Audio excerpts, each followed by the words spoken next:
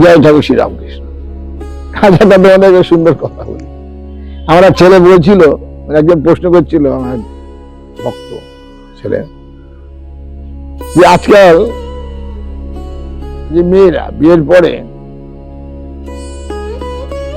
স্বামীর কষ্ট নাকি বোঝে না। সত্যি, একটা স্বামী, একটা মেয়ে সে মুখ ফুটে অনেক কিছু বলতে পারে, কিন্তু একটা স্বামী মুখ ফুটে কিছু বলতে, কারণ তার মধ্যে দায়িত্ব থাকে, তার মধ্যে কর্তব্য থাকে, তার মধ্যে সামাজিক বোধ গুলো পূরণ করার ব্যাপার। একটা ছেলে যখন প্রেম করে, সে অনেক কিছু বলতে পারে, অনেক কিছু গল্প করতে পারে, অনেক সময় দিতে পারে, অনেক তার রূপচর্চার বাহবা দিতে পারে, কিন্তু বিয়ের পরে দিতে পারে না। কারণ কি? কারণ তাকে চিন্তা করতে হয়, মাস গেলে তাকে ইলেকট্রিকের বিল দিতে হবে, সকাল হলে বাজার আনতে হবে, বাবা মা স্ত্রী সমস্ত দায়ভার গুলো মানে তাকে পূরণ করতে হবে। তখন তার ছোট ছোট ইচ্ছাগুলো, ছোট ছোট স্বপ্নগুলোকে নিজে সরিয়ে ফেলে বা তাকে মেরে দিয়ে সেই পরিবারের স্বপ্নগুলোকে পূরণ করার জন্য চেষ্টা করে।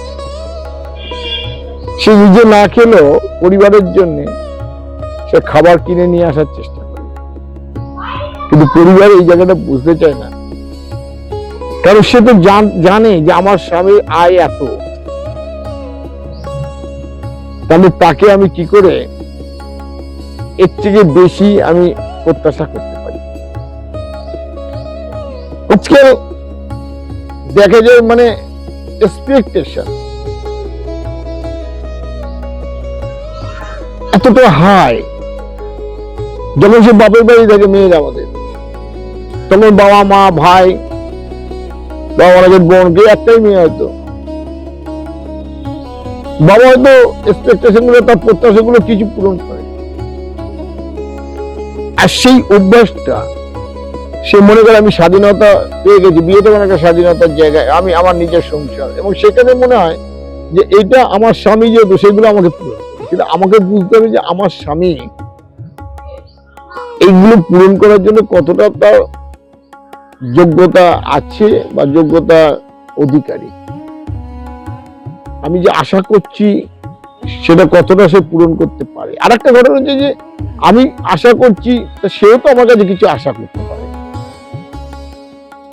আমি কারোর কাছে প্রত্যাশা করছি, এক্সপেকটেশনটা আছে, আমি ভাবছি আমাকে এটা দেবে না কেন, এটা করবে না কেন। সেও তো আমার কাছে কিছু আশা করতে পারে যে আমিও তো এর কাছ থেকে বা আমি পরিবারের থেকে এইটা পেতে পারি, ওটা করতে পারি। এই যে উভয়ের মধ্যে যে বর্ণিং আজকে নষ্ট হয়ে যাচ্ছে একটাই কারণে,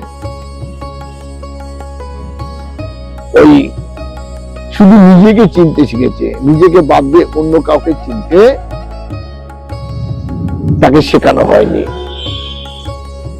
যদি নিজে চিনতে শিখবে এবং অন্যকে চিনতে পারবে যে আমার খিদে পেলে অন্যরও খিদে পায়,